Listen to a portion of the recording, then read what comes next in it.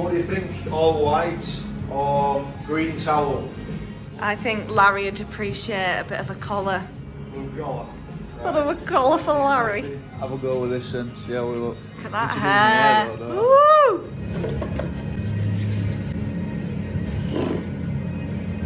So, big day today. We're off to interview the ex-heavyweight champion of the world, Larry Holmes. He's even got the nerve and the cool to start doing interviews with the television cameraman. These are days that I want to be living in my life, meeting insane people and having the conversations that I could never have dreamed of before. We're off to do it. We're off to see the big man with the help of Jules, our New Yorker. Well, my New Yorker granddad, I call him. I'm going to get to see him in a minute. Hey, she was like, oh my God. She said, you've got, and I said, I was friends with Ali and you know, friendly, whatever, and I Holmes residents. In the Davis Mills, or whether this is just kind of a full season tank to position themselves to draft a franchise quarterback next year. It's the house. Yeah, that was one of the teams and There he is, the big fella. I don't think they're going to be Just park anywhere. Got a couple of contracts to play off of. Deshaun Watson, Kyler Murray. Is Lamar Jackson going to be? Videos to you in a bit, but I played rugby, and it's a bit like American football. Crazy. But they don't have the helmet. No shoulder pads, no helmets, nothing. Straight. Just fucking crack into each other. That's how you got your head injury, huh? Yeah, that's how I got my head injury. I got two very close together. You was crazy for doing that. Yeah, I know. You gotta protect yourself. You can't. I know. Coming from you. But Boy, boxing. You know what I can do with boxing? Catch. you can stop them. And knock them down. You know, like me. Do I seem crazy? I don't think I seem crazy. But I am. Yeah, mate. You look We've smart. got to be a little bit crazy, haven't we? 80 fights. How many? 80. 80. fights. Jesus. Can you speak for me, Larry? Hello, darling. Oh, he's got Sounds voice. good. This is That's the Larry, intro. darling. That's the intro. You sound great. What's How your do I name? sound? Stevie. I'm here with Steven today, ladies and gentlemen. Stevie, like Stevie Wonder. That's what I said. You don't understand me? Steven. I talk funny. Stephen. People. This is Stephen Ward. Ward Yes, sir. here interviewing me to find out if The secret. George for life. Foreman would hit me. George Foreman won't hit me because he's scared. He's scared I may hit him. Yeah. Mess his pretty face up. That's always the choice, isn't it? To risk getting hit back. So that's my girlfriend, and Oh. we've been travelling for 6 months Yeah. after I retired. I put a documentary out on Sky Sports showing my injury, basically, and then the day after we flew to Mexico for cutting edge treatment they're doing on brains now. It's pretty mental, like what they're doing, but the growing back brain, damaged brain. So I went there. We went there for a month in Mexico, and then we've just travelled after that, Costa Rica, and then we came to New York. You've been going all over? Going all over. Have you been to Mexico? Yes. It's A couple of times. Yeah. Great. I didn't have no fun out of it. With Don King, them other crazy guys. You were working. So this is your company now? Yeah. You built it on yourself? Yeah. How old are you, 22, 23? 28. 8. 28 now. It's a company on like mental health, mental health, mental toughness, resilience. Yeah, I need it. Yeah. Do you? Check me out. You will don't need resilience. You'll have to listen to a few podcasts. You have the most mental resilience out of everyone. How long do you? And that's what you need to tell us all about today, brother. Yeah, because, fighters, a lot of fighters, we don't know that we're getting brain damage after we get hit. When you quit, something pops up and says, bing, then you go crazy. And then you realise. Yeah, you say, shit, like me. I'm crazy, 72 fights, something like that I had. 72 fights. And how old are you? 72? Are you 72 now? Diane, wife, she knows. That's her. She'll tell us after. That's her job. Yeah. That's her job. Di, mira. She comes. I don't speak Spanish. What do you? I was saying, come here. Didn't I call her name? Yeah, he said Diana. He said, how old is he? How old are you, Larry? Yeah. How old when I hit her? Huh? When my last fight was. You were 52. No. Butterbean. Last fight at 52. Last fight. Yeah, Butterbean. It was just 20 years. I The don't know. anniversary was just 20 years ago that Larry Holmes fought Butterbean. Wow. So 72. 70, 60, 52. Yeah, it's 52. No, I wanted just to make sure, you know? Yeah. Did I say it right that first time? Yeah, I get Going that. back into the ring at 60? Yes. Yeah, I was. Except 52 when he fought Butterbean. I was good. That was his You were last. good. And what's your name again? Stevie. Steven. And your name again? Natalie. Natalie. Stevie, like Stevie Wonder. Yeah. You like Or Stevie Stevie Ray. Wonder? You know I Stevie like all Ray of Vaughan? them, but you know, I feel sorry for him because I can't see what he's doing. But he somehow does it. I don't know how. Do you know who Stevie Ray Vaughan is? No. Guitarist. That's who I'm named after. He's an American blues guitarist. I don't listen to that. That's why I met blues. What music do you listen to? I don't hip hop. Hip hop. I bet have you met some hip hop artists being from around New York? Yeah, I met a lot of guys, but Yeah. I don't know who they are. Yeah. You know. Yeah. Yeah, class. All good with that? Cool, well, we'll go for it, eh? So, welcome to the Mentality Podcast. We're recording at the incredible Wheatwood Hall Hotel podcast studio. This is a podcast that goes way beyond stigma. We talk about men's mental health and mindset. We encourage the type of conversation that will open you up to another way to live life, another way to see yourself and the world around you. If you are ready for that, you're in the right place. I'm Stevie Ward and I'm an ex-professional rugby league player and captain.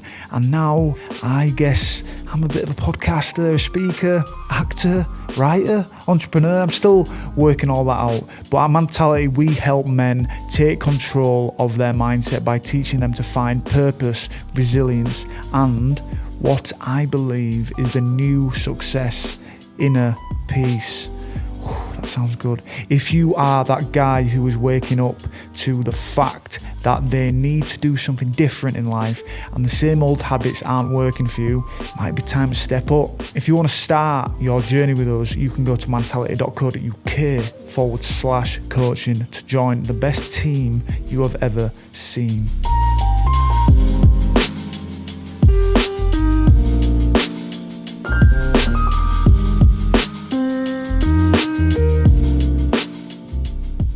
Here we are, Larry.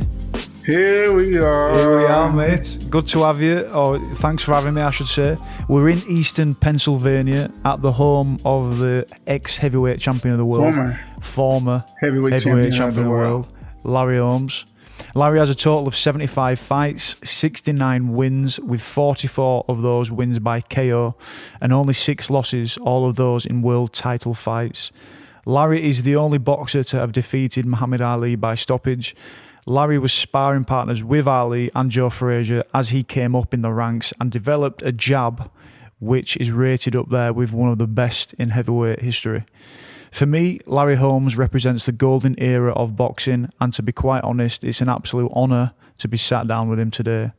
There are only a few individuals who have the ability to reach the level that Larry did, but the thing that intrigues me most about Larry is the resilience that he showed to stay at the top for nearly 30 years.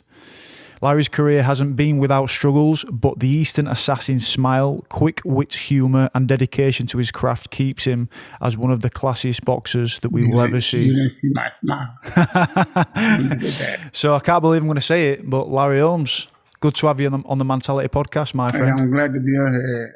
When you don't know nothing, you learn something. I'm learning something from you. Yes, today. sir, mate. I'm going to be learning a lot from you today, mate. And Tell us a bit about you as a child, mate. I know it was a long time ago, but was you always into boxing?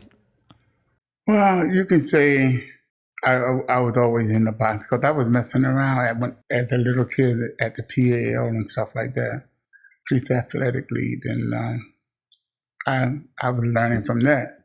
And I didn't know I was going to go to be a heavyweight champion or fight for the title, you know, or meet Muhammad Ali or Joe Frazier. I never thought that.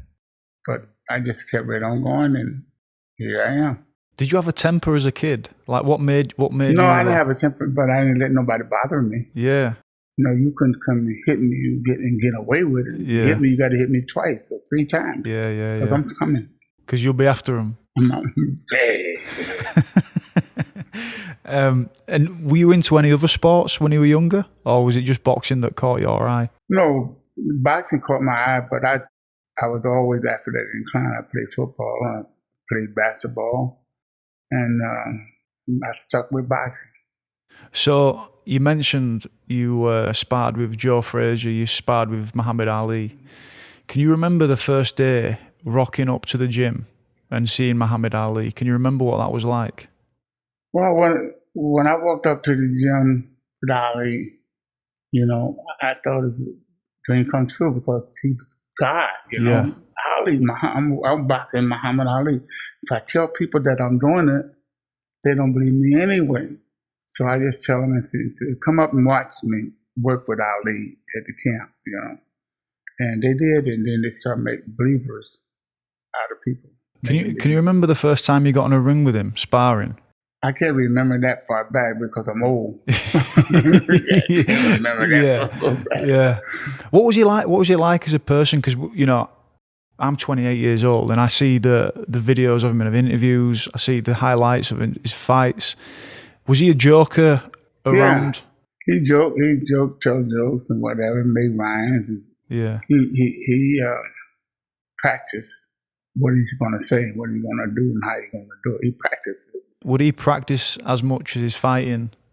Yeah, like if you say, you're ugly, I'm trying to, he does that. Yeah. He did all that. I said, yeah, here's the ugly one. Bang. Did you have to learn a bit of trash talk then in your career? No. Did you just dedicate yourself to the craft? Kept going, yeah. Yeah. And stayed sort of quiet and resolved. He wanted to talk, let him. Yeah. What do you think nowadays, watching boxing? Like, a lot of it is trash talk. A lot of it is almost the build-up. I don't even want to hear. I don't even want to watch them guys because, you know, they don't have the heavyweights like me, like, you know, 200 and some pounds. These guys are 140, 150 pounds, maybe 60.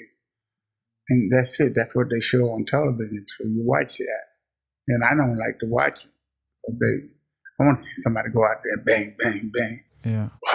You know, stuff like that. That's the kind of boxing that I like. Yeah.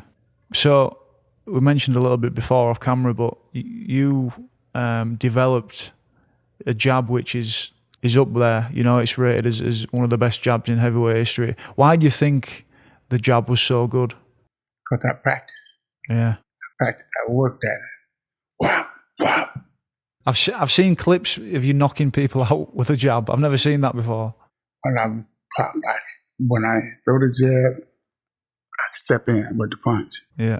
And people didn't know what I was doing until I told them, step in with the punch.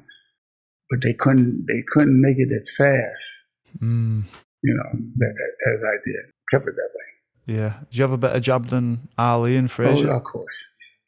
Frazier didn't have no jab. He was a left hook. Left hook. Yeah. So you defended the heavyweight crown for 5 years? Something like that. Something like that. Defending for 21 victories. Mm-hmm. What do you think fueled the determination to do that? I was determined. I didn't want to lose, man. I didn't want to get hit. Yeah. I didn't want to lose. You know, I wanted to build my stamina, which I did, and go on out and fight and earn some money for my family.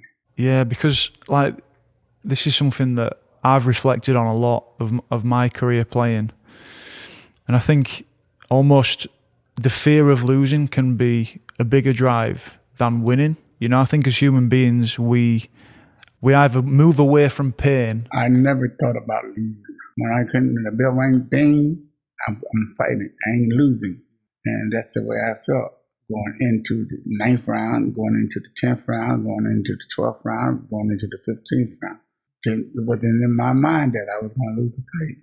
Did you know I was the last one to do the 15-round fights? Oh, really? I was the last one to do that. That's a long stretch, isn't it? Right. What did you pick up in the ring? So as a rugby player, it's different when you're in the ring or different when you're on the pitch, when you're on the field, and you're getting cues, you know, from different players. You can tell if a player's nervous. You can tell if a player's up for it. You can tell if a player's fearful. Is there any moments in your career where you really read the body language of a boxer and you could tell that you were on top of it? Every one of them. Yeah. You know, when I went out there and I thought on the jet, oh, wow. When that started landing, I know I got it. Yeah. I push him around and do it. But my thing was not to hurt him. It was just to win, to hit him and win. And that's what I did. Throughout your career, did you always feel like you had something to prove? Did you feel like that was a driver for you? Yeah. They used to, I had just a copy of Muhammad Ali. I didn't copy of nobody. I'm a copy of Larry Holmes. So people wanted you to be Ali? They didn't want me to beat Ali. They didn't want me to fight Ali. So, you know, I just took it one step at a time. If I'm going to fight Ali, I'm going to fight him. I'm going to beat your ass.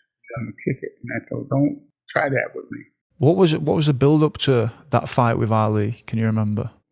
Well, I was a young man and a copy. That's what they say. And I said, well, if I copy and it worked for me, good. Yeah. And then it was like, I guess, fighting the master, wasn't it? Yeah, but I didn't want to hurt him. No. I didn't want to hurt him. Matter of fact, I even told the referee to stop the fight. Don't let this fight go on. Stop the fight. I said that over and over and over. But Ali wouldn't listen. He didn't want to hear it. He kept saying, I'm going to knock you out. I said, you already out. Bam, take that. You know, Ali was a good guy. He was my buddy. But I had to do what I had to do. Yeah, it's when you're in the ring or when you're on the field, you can't take a step backwards. Yeah, well, you got to be serious all the time because they would try to sneak one in on you. And I didn't want them to do that with me. I didn't want to lose. I didn't want to lose. That's what happened. I didn't want to lose. I kept winning in my mind. And people talk about you when you go home. Oh, you got your ass kicked. You got your... And no, not me. Oh, you want another fight. Yep, you want another fight. That day, had to talk to me. So, you were quite upset after the Ali fight. Mm-hmm. What were you feeling after that fight? I kicked his butt. I didn't want to. You didn't want to hurt him? I hurt him. Bang. Quit, man. Don't take no more of this. Shut up, boy. Bang, bang, bang, bang. Quit. Don't fight no more. Don't fight no more. Shut up. Well, take this. Bam. You know, stuff like that. I didn't want to hurt the guy. The guy shot. How long had Ali been out of the boxing scene? How long had he been retired when he came back? A year. Just a year. Mm-hmm. And did you see Ali after the fight? Yeah. Yeah. I said, man, I love you, man. You my champ. You my champ. He said, if you love me, why you beat me up then? That was the joke. That's the way and we all laughed, you know. So it was all good, but you were obviously close with Ali most of your life. And did you see him before he passed as well? Yeah, I was there. I went to the hospital. I went to the doctors and I seen Ali. I didn't go to the main funeral. I went to one of the funerals. I didn't go to the main one. They had a couple of them. So I want to talk about a fight which, when I was looking and researching for this interview and looking more and more into your career, one fight is probably one of your most famous fights, is the fight with an Irish-American guy, Jerry Cooney. Now, Jerry Cooney definitely had potential, but it didn't seem that he had the experience or he'd gone through enough tests. The way Jerry fought, he didn't need nothing but what he had. he couldn't outbox me because I was good. Pow, pow, pow, pow, pow, pow, pow. I was that way. Jerry wants to walk. He was going for the big shots. Going for the big shot. And Jerry was 6'6", whatever it was, that I had to go up and get. And that's what I did. I worked on that. And I said, don't take no more punches. So do you think he, even if he had more experience in the ring and fought other boxers? No, he was at his peak. Yeah. Because everybody else after Jerry with me, nothing. Jerry beat everybody up there. Look what he did to Ken Norton. Look what he did to Ron Lyles. He did beat all them guys, man. Yeah. The thing I couldn't believe was it wouldn't even be possible nowadays, but the way that fight was promoted and how like racially divisive it was, I couldn't believe it. It wasn't a white guy to win. I couldn't, and he was labelled the Great White Hope. Yeah, and I'm gonna kick his ass. but like, it was labelled the Great White Hope. He was on the cover. You was the heavyweight champion of the world. He was on the cover of Sports Illustrated and Time. President Ronald Reagan put a phone in his change rooms to go straight through to him if he won the fight, and introduced him last. You know, that was white folks' wish. Yeah, that Jerry Cooney beat me so that he can become the greatest boxer in boxing history. That's what it was. But I told Jerry, don't listen to those people, because you're not going to win, and I'm going to be champion still. I'm going to kick your ass, Jerry. So, and he said, come on. What was it like, the racial division and that promotion? Like, how did you feel about it all at the time? I didn't have no feelings. My first intention was to go out there and beat him up. Just beat him up, because Jerry can't fight with me, because I'm smart. When it comes to boxing, I'm smart. He comes this way, I go that way. He go that way, I go this way. You know, and I'm hitting him and stuff like that. Messing his eyes up and messing his nose up. He can't breathe and stuff. And everybody keeps going, Jerry, Gerry, Jerry, Jerry. Everybody was hollering. Except for about 8 white black guys that was on my side. And I beat him up, you know. And Jerry didn't want to start that stuff. All the outsiders did. And that's what happened to me and Jerry. Even today, we're friends. Want to talk to him? Jerry! What's happening, Jerry? Just seeing the promotion and like, it made me think of the recent movement, the Black Lives Matter movement, and the tragic death of George Floyd, and how the conversation about race exploded. You know, everyone started speaking about the systematic racism. It was all a black-white thing. It was people wanted the white guy to win. I said, he could be white all day long. I'm going to kick his ass. Yeah, I said, but he can't beat me. So that's the way it went. And after the fight, we shook hands, and he was crying and went on about his business. And then I called him up on the phone, talked to him. He didn't want to answer the phone. I called him, he didn't want to answer. And then I finally got him. Jerry, don't let these people mess with you. You'll mess with your mind. I said, we fought. You fought a good fight. You just couldn't beat me, Jerry. I had too much experience for you. And he said, yeah. Then we became friends. Because that was so blatant. But like, did you have to come up against racism throughout your career anyway? Like, is it something you had to deal with a lot? You know, some spots that I trained in, that I fought in, didn't want me to win either. But it's always racial shit. Every time you turn around, it's racial stuff, you know what I mean? They said, Larry, you're going to get your black ass beat, man. I said, black ass beat. I said, my black ass ain't going to get beat. I ain't going to let them whoop me. They says, you don't like white people, do you?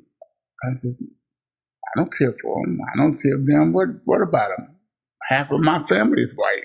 I got brothers and married white girls and nephews and nieces running around. They're white. Yeah.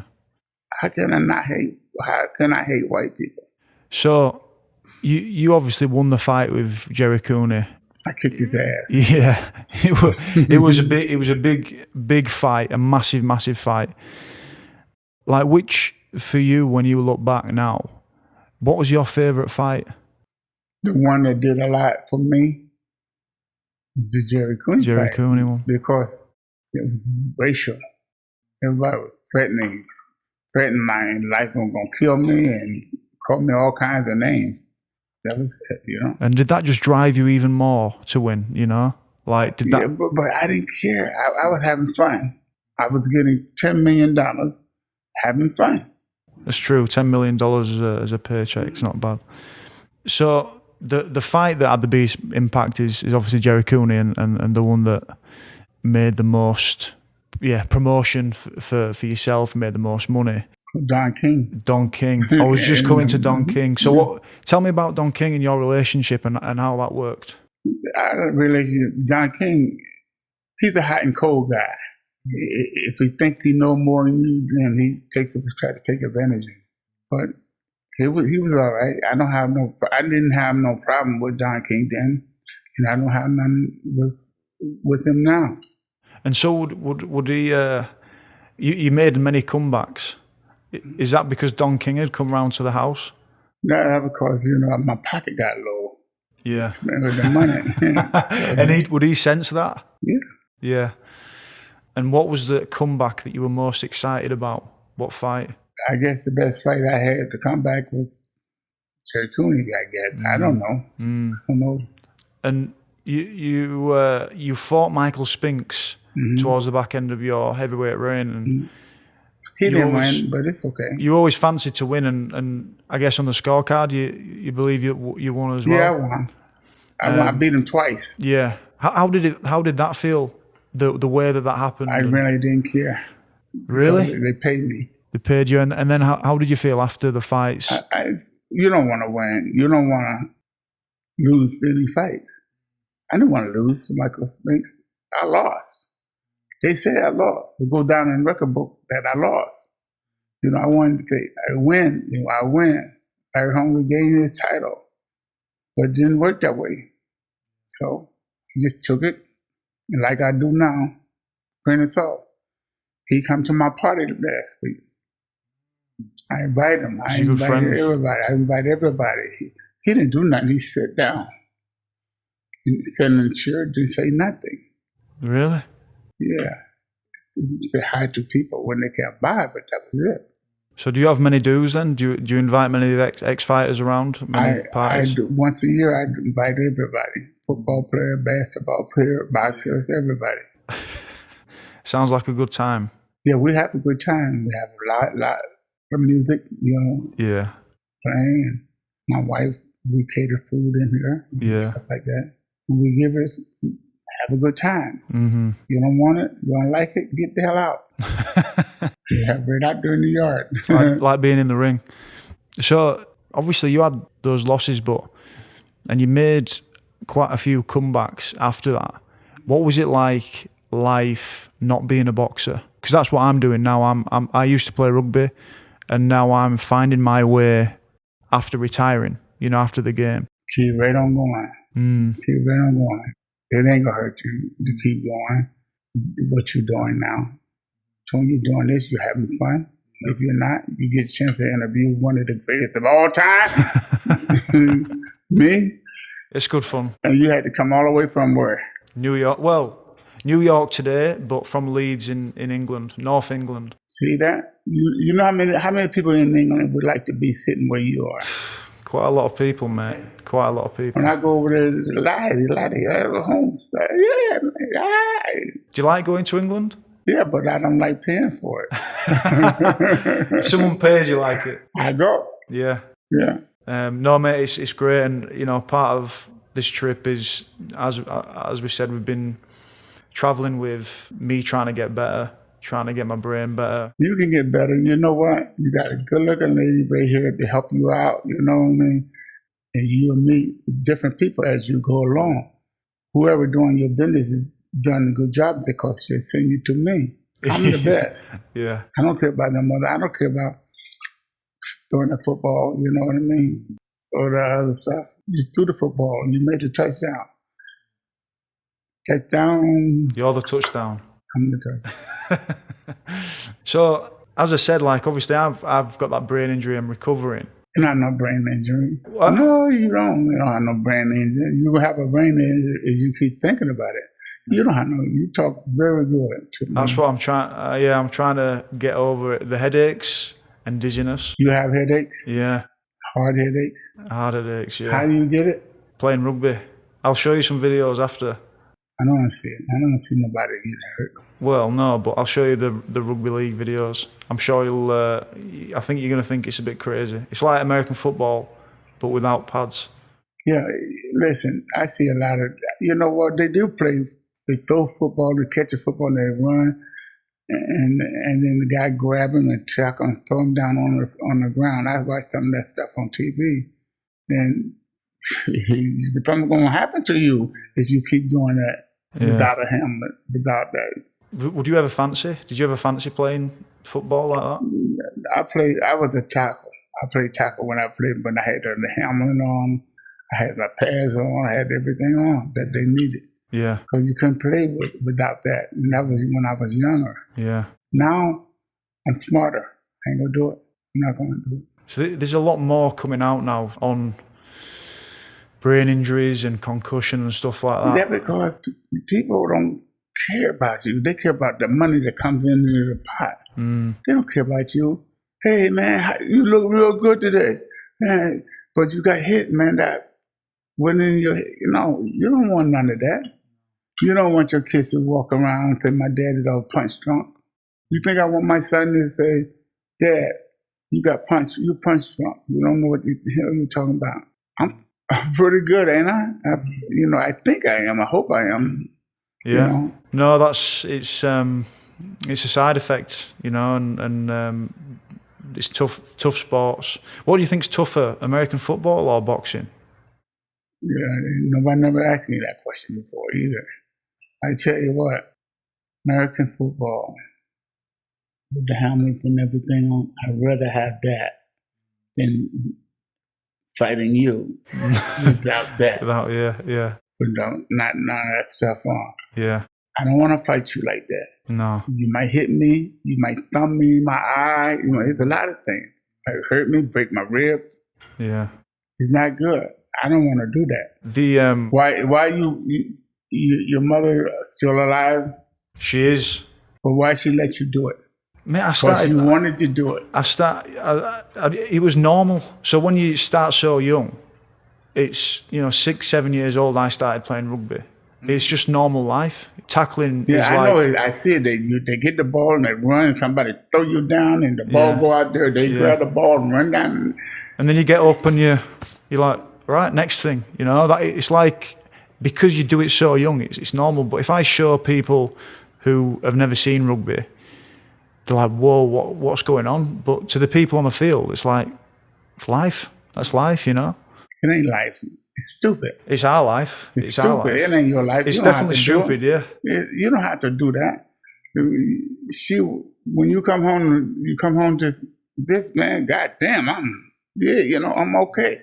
But if you go at home all beat up and bloody up, you don't want that. Don't let him do that because it's crazy. I don't do it now. I don't do it now, do I? Yeah, never. So, get a beer, get a beer. Beer time after. Yeah, I mean, in boxing, me and Natalie were talking about this recently. The popularity has gone down. It used to be in the top 5 sports. You know why? Go on, tell me. Me. Is it? Because Larry's not Muhammad there. Ali, Joe Frazier, Kenny Norton. We have everybody in the heavyweight. They didn't care too much about the little guys. It was always the heavyweights. So when you got the heavyweight with a Larry Holmes, with a Muhammad Ali, with a George Foreman, with a Joe Frazier, with a Kenny Norton, you got big, strong, crazy guys with muscles. And with the head guard, they put a head guard on their head in training. They protect the head. What do you think to Tyson Fury now? Have you seen Tyson Fury? I've seen them fight, but they're strong. They're strong, they're big, But I don't know. Do you think they train different now, boxers? More like gym work and less running and stuff, maybe? Yeah, I don't follow them guys, and I really don't know. But, I wish them the best and hope they don't get hurt. Because people crazy. They'll give you $1 to make you think you got $2 in your pocket and put you out there with somebody that you don't need to be out there with. Yeah. Your managers in boxing picks who you're going to fight. And if he picks a fight that you lose, he crazy. He don't need to fight. He don't need to be your manager. You want to fight and you want to win. And that's how you learn. And that's how I learned. I fought guys that I thought I can beat, or they put out there with me, and I went on about my business. Ding, ding, ding, ding, ding, all the way down the line. You don't need to do that. Because there's a lot at the minute with Tyson Fury wanting to fight Anthony Joshua, and Tyson Fury's even offered to fight him for free. But Anthony Joshua's still Stupid. not. He's stupid. Don't do nothing for free. You got air. That's free. Take that. But you don't need to fight for free to get punched in your face. You hit. Do you think Anthony Joshua is, like you said, dodging it? Is he getting advised not to fight? I hope he is. Because I wouldn't fight it for free. Put a bucket full of money up there. Then I have to check you out, buddy. Who's the fight? Where am I? So for now, Larry, then. So obviously you don't follow boxing that much. Oh, I don't watch it. No. And especially when little guys fighting, I don't want to watch that. Yeah. What's a passion for you now? Chase my wife around the house. That keeps you busy. Just keep me busy. Do you watch MMA? Do you watch any MMA? I watch a little bit of it. Yeah. I don't completely throw it out the window, but it's crazy, man. Just a quick one, guys. We have had 2 new counsellors join the team here at Mentality. If you are at a stage in life where you are struggling to manage your mind and it keeps affecting your happiness, it is time to do something about it. You can finally allow yourself the time to sit down with one of our Mentality counsellors who will understand what you are going through. They'll help you understand why you are struggling, and they'll give you the tools to get back to being happy and the best that you can be. A lot of the time, we just need to clear up any unwanted thoughts and emotions so that we can show up in life the way that we want to. Mentality counselling is available in Yorkshire, Lancashire and the South East, including London.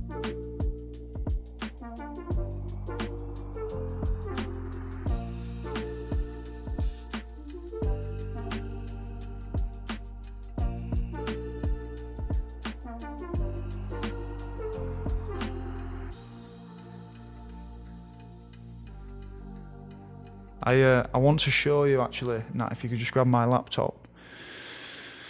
I want to show you a few clips of rugby and see what you think.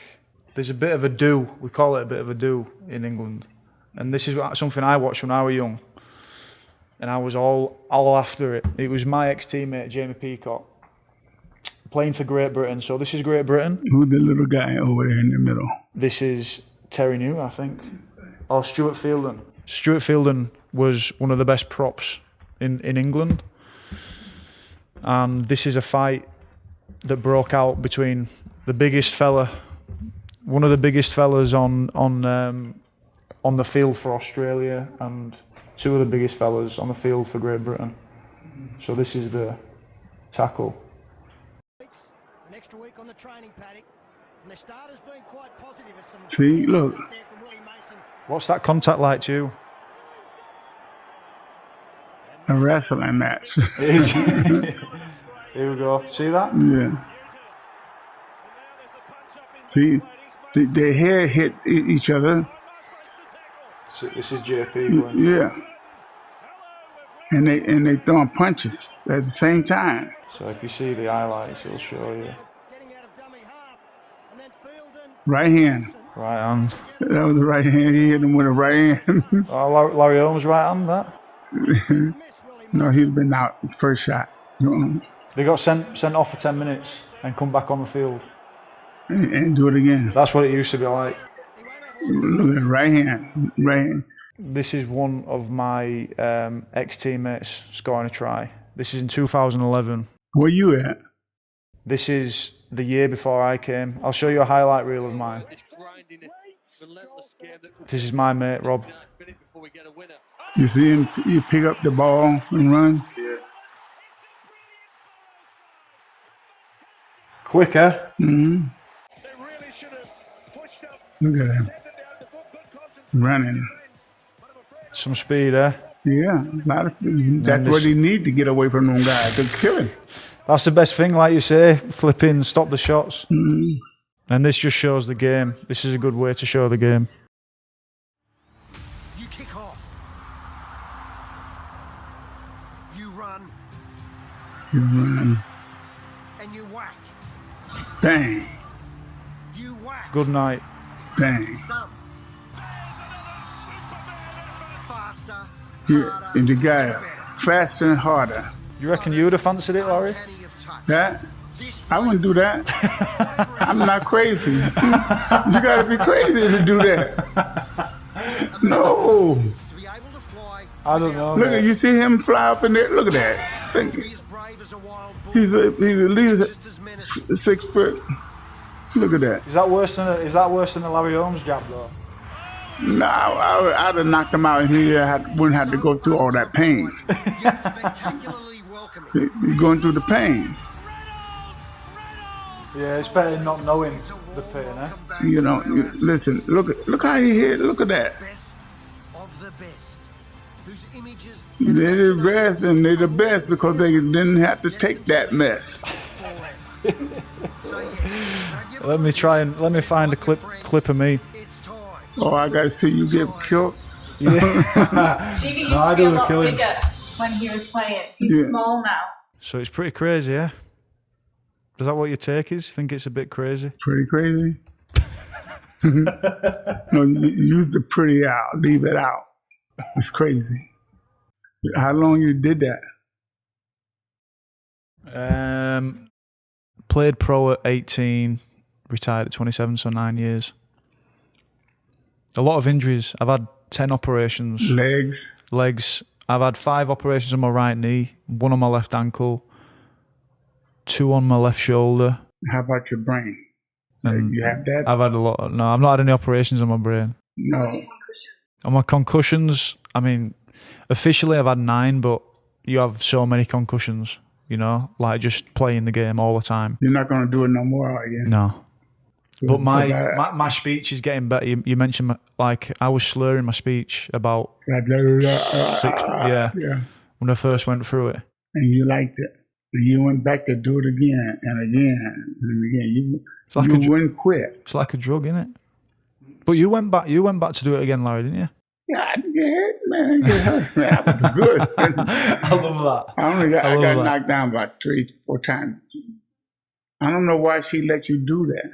Well, I met Natalie when I was doing it. He was already doing it. It was already my life. That would have made you attracted to her. No, this is Stevie. How many people on the field? 13 each side. Each side? Each side, yeah. Even when you hit them and they're falling down, somebody else come and hit. Someone else gets on top. And yeah, so it's so reckless, you know? Mm-hmm. That's crazy. That's me as a young lad, 18 that. He was 18 years old. Did you let him do that? I know. I shouldn't have. You can't block them, can you? You can't do that. You can't do it. Just gotta run. What, do they have referees? Yeah. What they for? What do they do? Nothing? Nothing. So, yeah. What did Diane think? I'm like... Yeah, what was I was good. So she didn't have nothing to think about because I knocked them out early. Yeah. So you avoided it? Yeah. What was your relationship with Diane? When did you meet Diane? Oh, I've been with Diane 30 years. 30 years.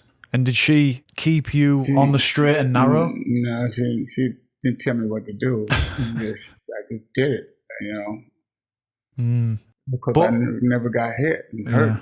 A lot of boxers find it hard to, you know, you made a lot of money, Larry. You were famous, you know, but you kept dedicated to the craft. You know, how did you stay motivated? I run up the hills. When I box with guys that I can beat, that can't hit me. Yeah, stuff like that. You know? I think that for me as a player, that would be the next step to. You got hit. Yeah, to not get hit. Yeah, that's what's the problem. Yeah, you know, they didn't care what they did. They hit you with the elbow and shit in there. Maybe you watch them hit you with the elbow and stuff. But when jump on your body, you laying down and on the ground, and they jump on you with the elbows. So, like, when you were young, though, were you not a bit? Did you have like the mindset that you wouldn't get hurt? Do you know when you were younger, or were you always safe? You don't think like you don't think, do you? You think it's gonna happen to him, but it ain't gonna happen to me. Yeah, invincible. Mm-hmm. If you could have one fight, whether it be now or back in the day, what fight would it be? Well, I'd have liked to fight Mike Tyson in shape.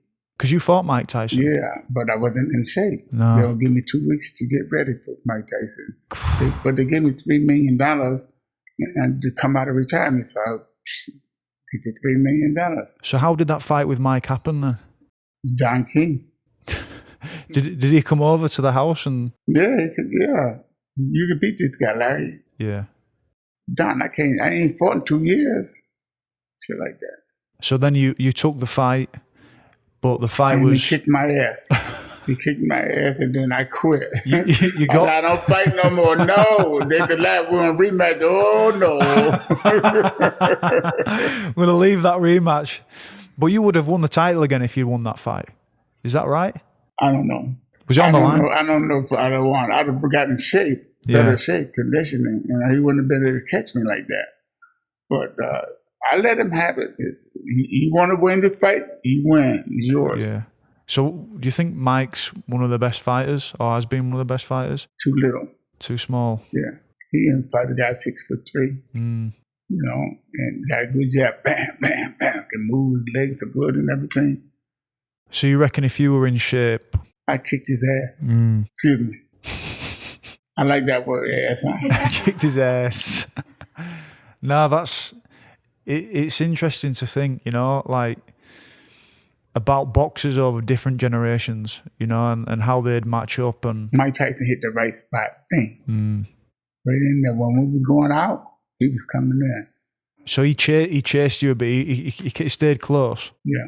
Has anyone caught you like Mike caught you before? No. He hit me, knocked me down. I got up, hit me, and knocked me down again. I got up, hit me, and knocked me down. I stayed down. I said, "Fuck it, I ain't getting up no more." Okay, you're getting smarter every time. Yeah, I'm getting smarter every time. I ain't gonna take no wooden nickels. Okay, well, that's good though. I love it. Have you heard of it? You should get a part in the movie doing this shit. Yeah? Yeah. I'd like that. Yeah, that'd be nice. Do you know anyone? Nope. We'll make one in here. It's big enough to make a film in here. But, you know, that is something that I've floated. Because I'm still at age to be an athlete. So I couldn't do it on the field. But I could play one in front of a camera. What's the name? Got a limit? How old is I'm 28 now. You're 20 years old? Yeah. There's, you know, how many kids you got? No kids yet. No kids? No. None that we know of. Yeah. Well, you better start working on it. Yeah. So they can say, "Daddy, don't do it, Daddy.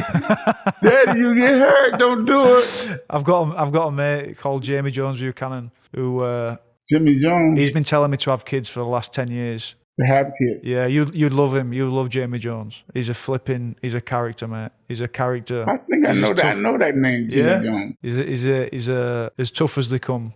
And obviously, you know. If he tell you not to do it, don't do it. He'll probably tell me to do it. Jones is crazier than me. Yeah. Tell you to do it. Go ahead and do it so I can make the money. Yeah. Don't you let him Don't let She him. will. She keeps saying You that like she him, will. don't you? Yeah. Well, we will keep it. I like him too. So we we don't keep wanna him out risk of it. the ring. We ain't got no more crash. We need to find me a job though, Larry. If you want to find me a job, we can. I'll stay away from the field. I think Larry should teach you how to do a job. Yeah. Can you teach me a job? Wow. Not on me though. On the bag. That's it. That's the job. Is it what is it that makes a powerful jab though? Is it You got to muscle know how, strength? you got to know how to do it. You got to want to do it, and you got to get somebody who can show you how to do it. And a lot of times you keep your hands up like this, but you got to throw it out like this. You see how my hand is turned? Yeah. Yeah, and they'll come back here like this. It's still a little bit bent. That protects me. Yeah. Bang, protects me. Bang, protects me. Bang, bang, take that. Bang, bang. Are you hungry? Bang, bang. Did you eat yet? Bang, bang. What do you call them over here? Knuckle sandwiches. Yeah, knuckle sandwich. And did you have one of the best reaches as a boxer? Do you think? Or No, my reach was good, normal size, but it was fast. But it was fast and Fast and hard. Yeah. Well, Larry, it's been. I know we're gonna go get a bit of lunch, so we'll carry on the chat. But it's been a pleasure, mate, to come into your beautiful home and have this podcast with you, mate. It's yeah, you do a good job, man. If you do a good job, I'm in there as you doing a good job. Thank you, sir. Thank you. And you name your first baby Larry. Larry. Baby Larry. If the girl name her Laura. Young Larry and Laura. I love it. Thank you, sir.